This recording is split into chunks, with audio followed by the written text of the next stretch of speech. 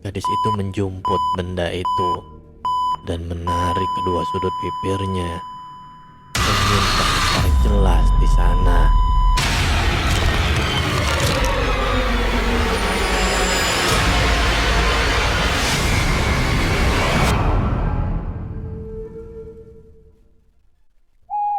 Halo para pecinta kisah horor di luar sana. Berjumpa kembali dengan saya, kurator dari kanal Suarna Lokaya. Kali ini kita akan kembali membacakan kisah dari penulis R.D. Lestari yang berjudul Terjebak Dalam Tubuh Fanya. Untuk para pendengar yang mau membaca kisah ini secara langsung, saya juga menampilkan link pada kolom deskripsi dan silakan follow akun penulis. Sebelum kita masuk ke dalam ceritanya, saya mohon dukungan dari para pendengar untuk klik subscribe, like, and share. Dan jangan lupa aktifkan lonceng notifikasinya agar para pendengar tidak ketinggalan kisah-kisah terbaru dari Suarna Lokaya. Untuk para pendengar yang sudah memberikan dukungan, saya ucapkan banyak terima kasih. Dan semoga Tuhan juga melancarkan setiap usaha dari para pendengar. Mari kita mulai tenggelam dalam kisah ini. Kisah dimulai. Benda itu diraihnya dan diperhatikan baik-baik. Dahinya mengernyit, alisnya terpaut. Ia lalu menolak benda itu dan meminta Fanya untuk membuangnya. "Kenapa, Nek?" lirih Fanya. Tatapan matanya menyiratkan tanya. "Itu benda peninggalan orang tua nenek dulu. Katanya kita bisa berpindah dari satu tubuh ke tubuh lainnya. Tapi nenek tak pernah mencoba. Nenek cukup bersyukur jadi diri nenek sendiri," pungkas nenek. "Apa berbahaya, Nek?" Rasa penasaran Fanya kian membuncah. "Setahu nenek tidak. Dulu buyutmu pernah mencobanya. Mantra yang ada di dalam peti itu yang buat kamu berpindah pada tubuh yang diinginkan. Apa kita tidak bisa kembali pada tubuh kita lagi, Nek?" Nenek menghela nafas panjang. "Semua tergantung pada benda yang mirip jam pasir itu. Kalau pasir yang ada di satu sisi habis, kau bisa kembali ke tubuhmu. Yang penting jangan sampai pecah.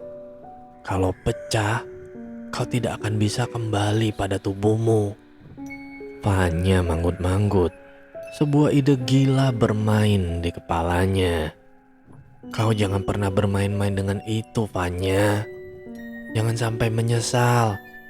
Mata nenek menyorot tajam ke arah manik coklat Fanya, menimbulkan rasa takut yang teramat sangat pada diri gadis berkulit kuning langsat itu. "Tidak, Nek. Fanya hanya ingin bertanya. Ini Fanya akan kembalikan ke tempat semula," bela Fanya. Gadis itu lalu berbalik dan melangkahkan kembali kakinya ke arah gudang. Ia membuka pintu gudang dan menyandarkan tubuhnya pada kursi usang yang sudah berkarat. Kursi besi itu masih nampak kokoh. Fanya menghembuskan angin dari tubuhnya, meniup setiap inci peti kecil hingga debu-debu berterbangan. Cukup lama ia terbatuk karena debu masuk ke indera penciumannya, membuat alerginya kambuh. Rasa penasaran kian menyergap nalurinya, mencari kunci untuk membuka gembok yang ada di peti. Saat ia mengangkat benda itu tinggi-tinggi, dan kemudian menggonjangnya.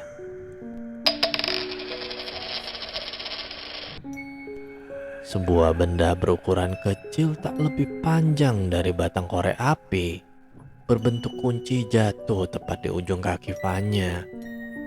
Gadis itu menjumput benda itu dan menarik kedua sudut bibirnya. Senyum terhampar jelas di sana. Kau lihat, Rasti, esok hari kau tak akan bisa lagi berbuat sombong dan berkata kasar padaku, karena aku akan menjadi dirimu. Desis Vanya. Ia memasukkan kunci berwarna perak itu ke dalam gembok yang mengunci rapat peti misterius. Celak! Terbuka. Gembok itu terbuka. Dengan jantung yang berdebar kencang, Vanya membuka peti dan ia terbelalak melihat isi di dalamnya. Sebuah benda berbentuk jam pasir dengan dua sisi. Yang satu sisinya terisi penuh pasir dengan celah sempit di tengahnya. Sebuah kertas mantra tebal dan lusuh, dua benda misterius, dan sebuah kalung perak dengan bandul bintang dan bulan. Ada batu berwarna merah di tengahnya.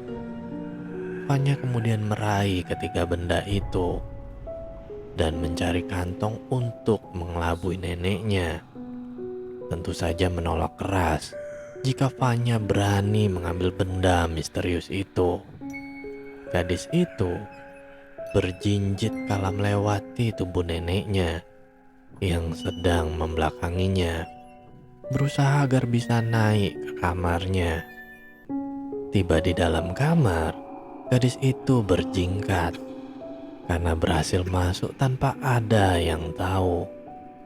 Ibarat mendapat undian, ia merasa keberuntungan berpihak kepadanya. Perlahan, ia mengeluarkan tiga benda yang tadi dia sembunyikan di dalam kantong. Serak. Ia membuka kertas tebal itu dan kemudian membacanya. Petunjuk penggunaan: pakai kalung pembuka portal dan sentuh batu merah di tengahnya. Usap batu dan rapalkan mantra. Sebut nama seseorang dan segeralah balik jam pasir. Mantra: ku sebut namamu dan ku ingin bertukar tubuh denganmu. Jadilah aku dirimu dan kamu diriku. Vanya bergeming dan membaca dalam hati. Matanya menyorot tajam dan hatinya menimang-nimang apakah keputusan ini tepat. Seketika ia teringat pada ucapan kasar Rasti dan teman-teman kepadanya. Tangannya mengepal dengan wajah yang mendadak panas. Peluk mengucur di antara anak rambutnya. Gadis itu menjumput kalung yang ada di hadapannya, memakainya dan menyentuh batu merah di tengahnya, mengusap benda itu dan membaca mantra yang ada di kertas. Seketika ia merasakan angin kencang berputar hanya di kamarnya. Dalam ketakutan, tak lupa ia membalik benda berbentuk jam pasir yang ada di hadapannya. Wush. Angin semakin kencang berputar, menyelimuti tubuhnya. Anehnya, barang-barang yang ada di sekitar kamarnya tetap diam, seolah tak terusik dengan kehadirannya. Vanya memejamkan matanya dan berbaring di kasurnya. Ia merasakan ngantuk yang teramat sangat. Berulang kali ia menguap dan tak lama ia pun terlelap. Rasti merasa badannya teramat lelah, padahal tadi ia sehat dan tak melakukan banyak kegiatan. Di cuaca panas seperti ini, ia seperti berada dalam lemari es. dingin dan menggigil. Gadis itu melangkah gontai menuju ranjang mewahnya yang dilapisi spray dari kain satin berwarna merah marun, lembut dan halus, membuatnya begitu nyaman berbaring di situ. Matanya terasa amat berat dan ia seperti mengambang. Dalam keadaan yang lemah, sesuatu dalam tubuhnya seperti tersedot keluar. Ia ingin berontak, tapi ada kekuatan yang mengikat tubuhnya. Rasti berteriak sekuat tenaga, tapi suaranya bagai tercekat di kerongkongan. Suaranya bagai hilang ditelan angin dan udara. Gadis itu terdiam saat sekelilingnya menjadi hitam dan pekat, hingga tak ada secerca cahaya pun di sana. Tubuhnya meluruh di lantai dan miau, miau. Rasti menggeliat saat pipinya terasa seperti dijilat dengan lidah yang kesat dan terkesan kasar, basah dan juga menggelikan. Dengan sedikit mengumpat, gadis itu terpaksa membuka matanya yang masih amat mengantuk. Mimpi buruk barusan membuat tubuhnya terasa sakit dan kepalanya sedikit pusing. Mata gadis itu berulang kali mengerjap. Ia pun mengucek matanya seolah yang ada di depannya adalah hayalan belaka. Meow, meow. Makhluk berbulu itu mendengus dan menempel manja pada tubuh Rasti. Wah! Refleks, tangan Rasti menangkis makhluk lucu dan comel yang kini telah terdampar di lantai. Gadis itu bergidik ngeri. Sejak kapan di kamarnya ada kucing, makhluk yang paling ia benci? Rasti menepuk-nepuk tubuhnya dan ajib, ajib. Ia bersin berulang kali, merasa hidungnya begitu gatal. Debu, itu pasti karena debu. Saat itu, ia melihat tangannya sendiri. Kulit tubuhnya berbeda. Kulitnya yang putih bersih menjadi lebih gelap dan tak terawat. Ia terkesiap. Matanya kemudian mengedar ke seluruh sudut ruangan. Di mana aku? Batinnya, kamar sederhana dengan perabot murahan, walaupun terkesan rapi.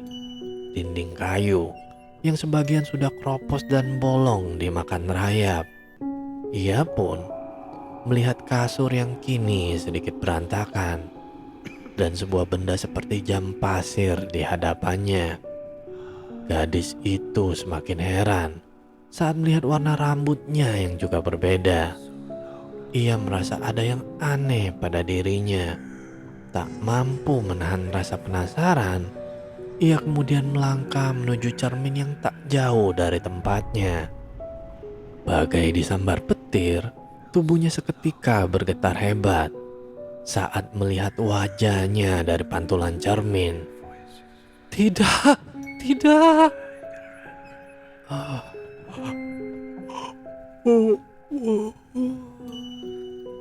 Sedikit menggeliat dan kurentangkan kedua tangan lebar-lebar.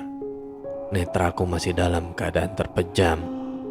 Wangi lembut pengharum ruangan menelisik indera penciumanku.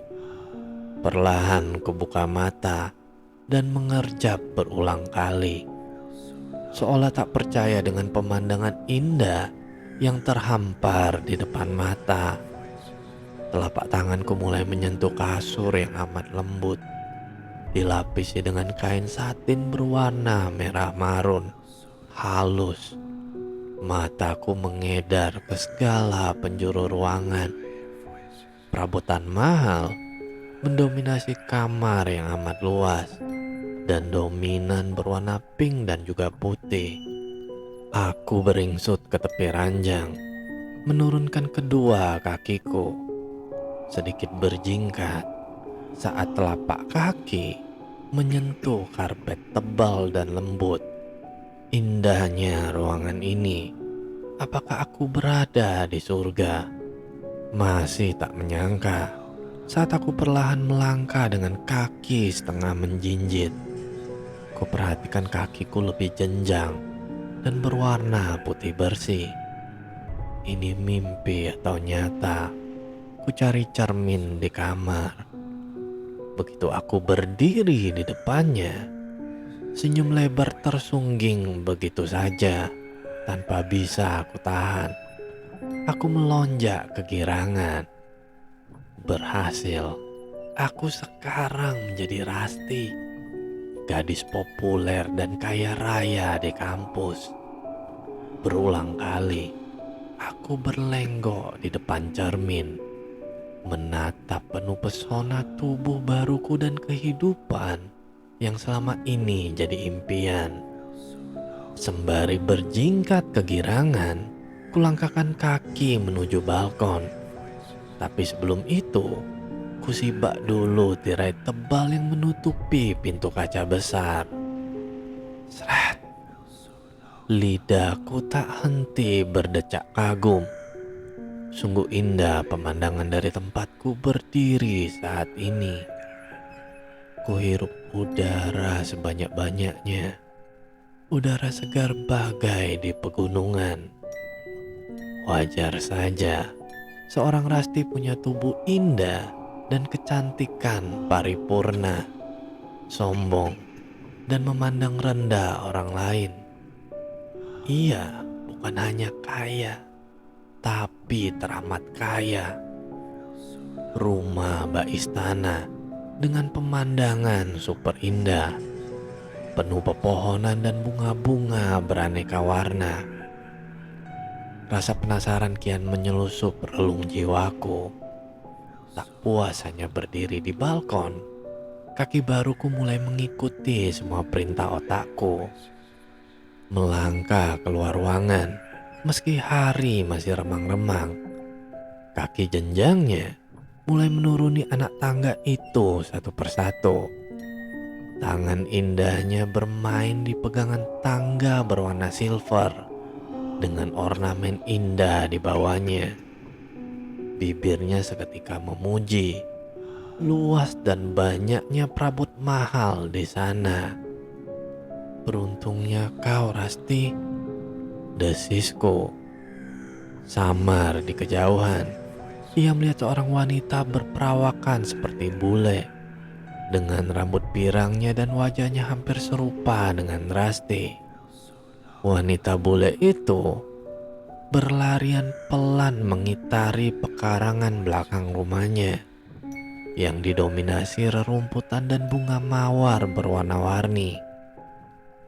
Wangi mawar dan rerumputan pagi hari seolah jadi energi tersendiri. Begitu nyaman dan tenangnya. Benar, dirinya rasa di surga. Rasti? Wanita parubaya itu perlahan mendekat ke arahku. Wajahnya nampak heran, dengan dahi yang berkerut. Dalam jarak beberapa meter, ia menghentikan langkahnya dan memandangiku dari ujung kaki hingga ujung rambut, dengan alis yang terpaut. Tumben jam segini sudah bangun. Tumben, orang ini begitu fasih bahasa Indonesia. Pasti sudah lama ya tinggal di sini. Batinku. Ngapain ngelamun? Enggak bu. Tiba-tiba tersentak langsung bangun. Kilaku. Ibu? Sedari kecil kamu paling anti memanggilku ibu. Biasanya mom. Are you sick, honey? Aku bergeming. Sial. Kalau begini terus, penyamaranku bisa terbongkar. Iya, Mam. Mungkin aku sedikit pusing. Ibu itu mendekat dan menempelkan punggung tangannya di dahiku. No, kamu stabil, honey. Mungkin kamu masih ngantuk. Tidur lagi sana. Perintahnya. Enggak mam, aku mau berkeliling. Sahutku. Ibu itu mengangguk dan berjalan menuju meja dan tempat duduk di antara taman. Ia duduk dan menyesap jus jeruk, memperhatikan tingkahku dengan seksama. Mungkin ia merasa aneh, tapi sebisa mungkin aku menutupi. Matahari semakin meninggi, sedikit terik dan suasana terang benderang. Aku kembali berjalan menuju rumah bak istana setelah bosan berkeliling. Sayang, apa nanti kamu mau diantar supir? Mam kebetulan mau pergi, apa mau sekalian? Tanya wanita cantik itu saat aku melewatinya. Boleh mam, aku siap-siap dulu ya. Jawabku. Ia mengangguk dan aku dengan riang berlarian menuju rumah. Bersiap-siap memakai semua yang ada di kamar Rasti. Baju-baju mahalnya, skincare, hand body, parfum mahal yang berjejer rapi, lipstik beraneka warna, sepatu mahal yang sangat sulit kusentuh, apalagi untuk membelinya. Rasa iri kian menyergap hatiku. Bagaimana bisa kami bak bumi dan langit? Kenapa aku tak terlahir dari keluarga kaya seperti Rasti? Tuhan tidak adil. Tidak. Rasanya aku ingin mati saja. Ini mimpi, pasti mimpi. Berulang kali aku menepuk pipiku sendiri. Pak, pak.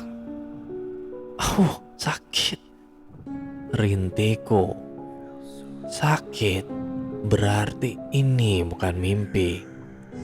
Pandanganku kembali mengedar ke semua sudut ruangan. Dan pandanganku kembali tertuju pada cermin. Kulit kusam serta tak terawat. Rambut acak-acakan dan tubuh standar. Di mana tubuh tinggi langsingku? Wajah ini aku seperti mengenalnya. Saat aku perhatikan lebih jauh, ya, wajah ini adalah wajah anak miskin yang kemarin sempat bertengkar dengannya. Lebih tepatnya, gadis yang ia bully. Bagaimana bisa ia berada pada tubuhnya? Apa ini karma? Apa Tuhan marah sehingga mengganti tempat dengannya? Tidak. Tidak. Aku menangis histeris, sesenggukan hingga suaraku parau. Berulang kali aku menepuk kasur hingga debu-debu berterbangan. Wajib. Fanya, kamu kenapa nak? Dengan lembut seseorang mendekat. Aku tercekat kala tangan kasarnya membelai pucuk kepalaku tanpa permisi. Beraninya dia. Tak. Ku tangkis tangan itu ketika ia kembali ingin mengulang menyentuh kepalaku. Jelas aku kenal wanita itu. Wanita yang bekerja di rumahku. Seorang pembantu. Beraninya orang serendah dia mengusap kepalaku. Fanya. Matanya berembun kala aku menatapnya garang. Jangan berani-berani menyentuh kepalaku. Aku bukan Fanya. Sentakku. Fanya, kamu kenapa nak? Kali ini kulihat ia kesulitan bernafas. Tangannya menekan dada dan air matanya tumpah. Sebenarnya aku kasihan.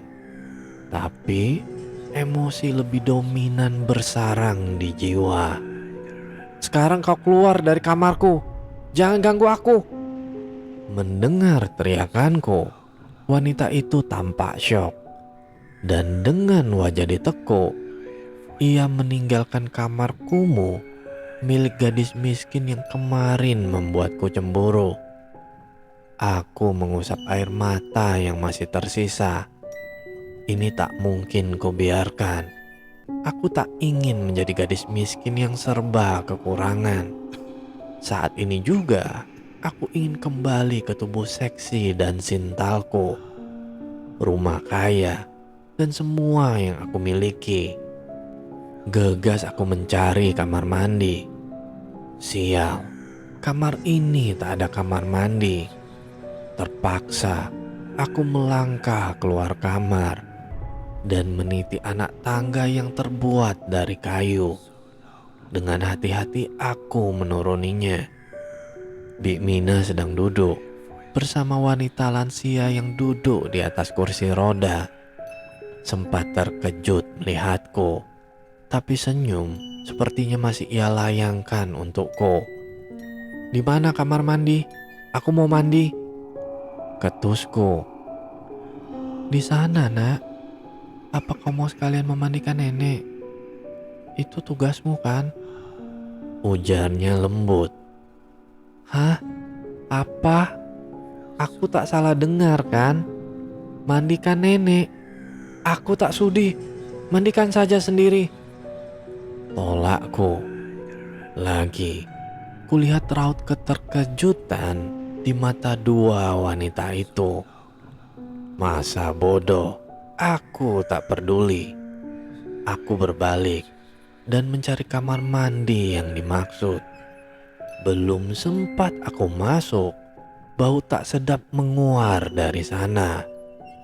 Astaga. Halo para pendengar, nantikan terus kisah selanjutnya dari Terjebak Dalam Tubuh Vanya ini ya. Baiklah, jika para pendengar suka dengan kisah ini, silakan tinggalkan komentar di kolom komentar. Dan bagi para pendengar yang memiliki kisah horor yang ingin dibawakan, silakan kirimkan ceritanya ke email swarna.lokaya@gmail.com. Baiklah, cukup sekian kisah horor kali ini. Semoga para pendengar beserta keluarga sehat selalu. Dan sampai bertemu lagi dengan kisah horor berikutnya. Tentu saja di kanal Swarna Lokaya. Bye.